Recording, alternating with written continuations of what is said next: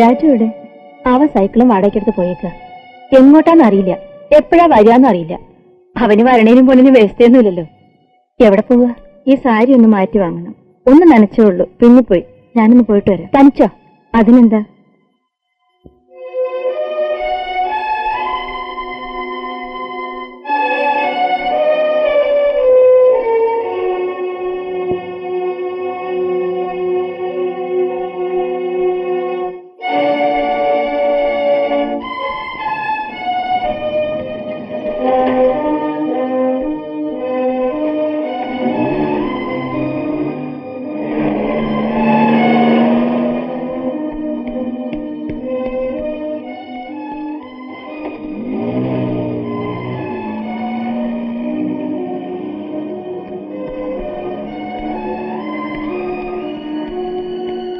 അങ്ങോട്ടൂടെ വേഗം ആട്ടെ.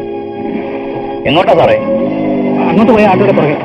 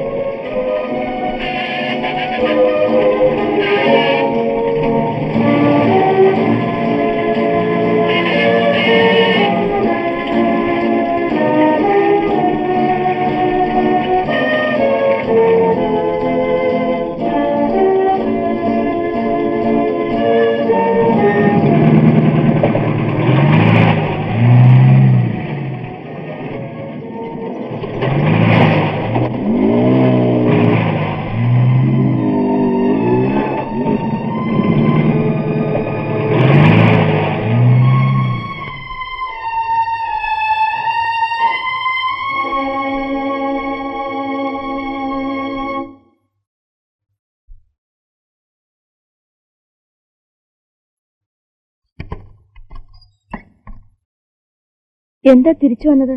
വരണമെന്ന് തോന്നി. ഇതാ വന്നൂടെ?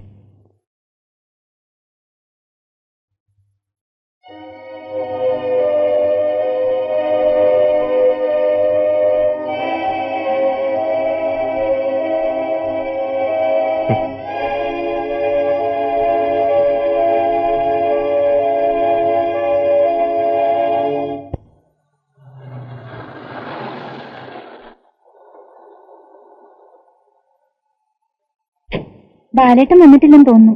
ഇന്ന് കോളേജിൽ എന്തോ ഫംഗ്ഷൻ ഉണ്ടെന്ന് പറഞ്ഞിരുന്നു. വരട്ടെ.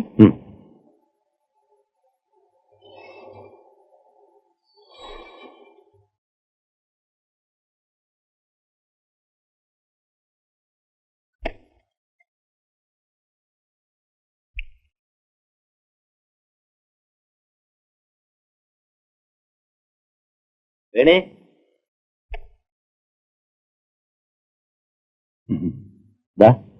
ഇതങ്ങകത്ത് വെച്ചോളൂ. പിന്നെ നമ്മുടെ മദ്രാസ് പ്രോജക്ടിന്റെ കാര്യം ബാലനോട് പറഞ്ഞോ? എന്നിട്ട് എന്ത് പറഞ്ഞു? ചെറിയൊരു പ്രശ്നമുണ്ട് അതില്. അതാ ഞാൻ പറയാതിരുന്നത്. എന്താ അത്? ഞാൻ മദ്രാസിലേക്ക് വന്ന ബാലേട്ടനോട് ഒറ്റയ്ക്കാവില്ലേ? ഓ അത് ശരി. ഇരിക്കും, ഒന്ന് ചായ ഉണ്ടാക്കാം.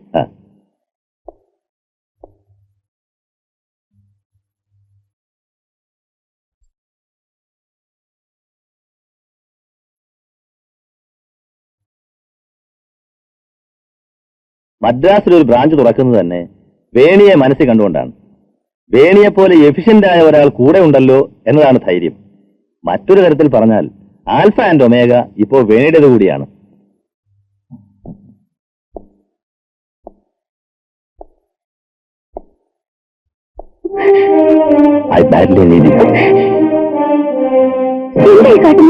വേണി എനിക്കിഷ്ടമാണ്. Come on, let's have some fun. ബാലിന് എപ്പോഴും വരില്ലെന്നേ. എന്താ വേണി ഇങ്ങനെ? ഞാനല്ലേ, പ്ലീസ്.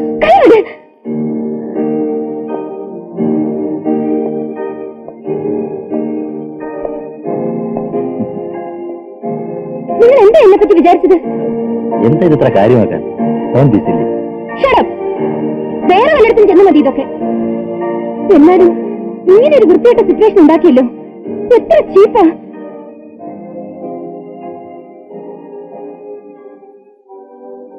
കുറച്ചൊന്ന് ഫ്രീ ആയി ഇടപഴകുന്നു വെച്ച് അതിന്റെ അർത്ഥം കൂടെ കിടപ്പുമുറിയിലേക്ക് വരാമെന്നല്ല.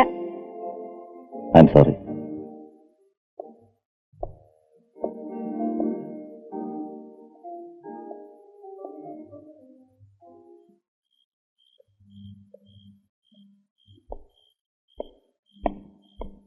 ഹലോ, ഇവിടെ പോവാണോ? കുറച്ചേരം ഇരുന്നിട്ട് പോവാന്നേ. അല്ല, അല്പം തിരക്കുണ്ട്. പിന്നെ എങ്ങനെയുണ്ട് നമ്മുടെ പരിപാടിയൊക്കെ? ചെലവേണം കേട്ടതേ. എന്താ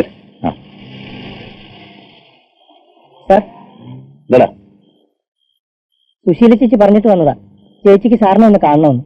കാര്യം എന്താന്ന് പറഞ്ഞു? അതൊന്നും പറഞ്ഞില്ല. എപ്പത്തിലാണ് പറഞ്ഞത്? അതും പറഞ്ഞില്ല. ഒന്ന് കാണണമെന്ന് മാത്രമേ പറഞ്ഞുള്ളൂ. സുശീല ചേച്ചിയുടെ കാര്യം വലിയ കഷ്ടമാ സാറേ. ഇപ്പൊ വേറൊരു പെണ്ണുകൂടി ഉണ്ട് അവിടെ. ചുമ്മാ വന്ന കാര്യമൊന്നുമല്ല, ഗിരിച്ചേട്ടൻ കൊണ്ടുവന്നത് തന്നെ, വീട്ടുവേലയ്ക്കെന്നും പറഞ്ഞു. അതിനൊന്നും അല്ലെന്നേ. അപ്പൊ ഞാൻ പോട്ടെ സാറേ. ചേച്ചിയോട് എന്താ പറയണ്ട? നാളെ രാവിലെ ചെല്ലാനോ? ഓ,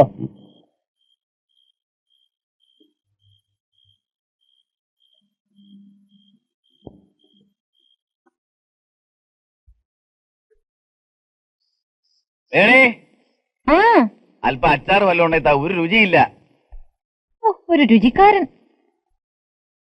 പിന്നെ നീ എന്തുണ്ടാക്കിയാലും രുചി ഒന്ന് തന്നെയാ. ഉപ്പും മുളകും മല്ലിയും ജീരകമൊക്കെ തന്നെയല്ലേ കൂട്ട്, എല്ലാം ഒന്ന് തന്നെയാ. എന്താ ഒരു ഫിലോസഫി? സന്തോഷം കൊണ്ട് എന്റെ ദൗത്യം വിജയകരമായിട്ട് അവസാനിക്കാൻ പോവാണ്. ഇപ്പോഴേ നെഞ്ചിന്നൊരു കല്ല് ഇറക്കി വെച്ച പോലെയാ. ആലപ്പുഴക്കരൻ കേശവനങ്ങളെ എനക്കൊരു പൂട്ടു തൊടവേണം. കിണ്ടിയും മുന്തയും തേച്ചു മീനുക്കുമ്പോ വെട്ടിത്തിളങ്ങുന്ന തോട വേണം.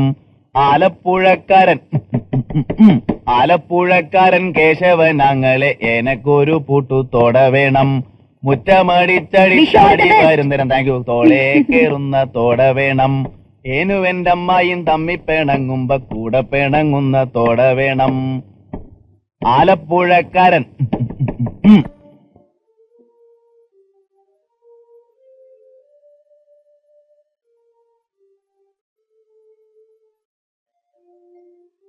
അമ്മ എവിടെയാണെന്ന് എല്ലാവരും ചോദിക്കുന്നു.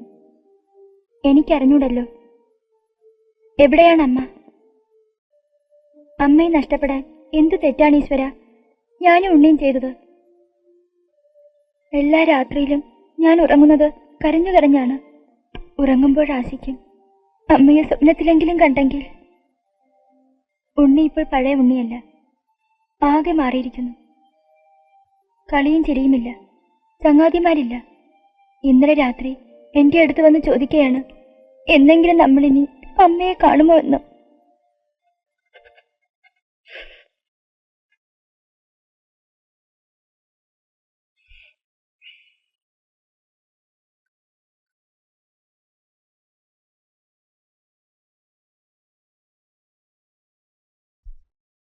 ഞാൻ പോട്ടെ. നീ പോയില്ലേ?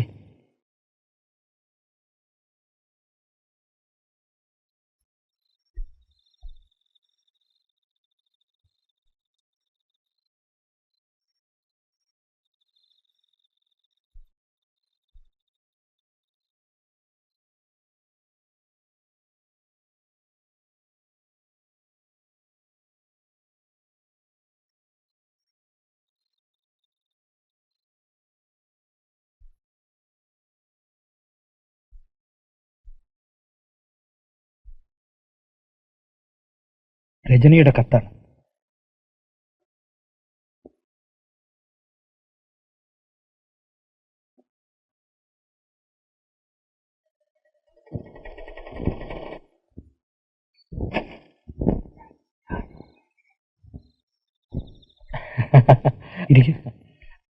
ആഹാ, സാർ പറഞ്ഞു.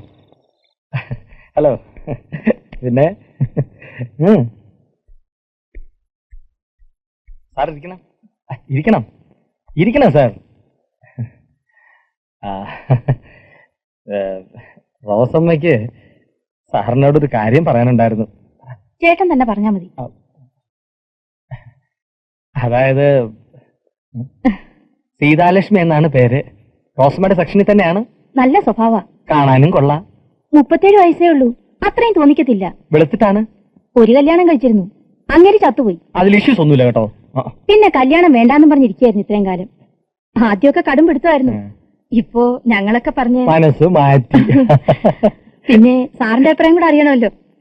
എത്രയും വേഗം ഇതൊന്ന് നടന്നു കണ്ടാ മതിയായിരുന്നില്ലയോ? എണീക്കാൻ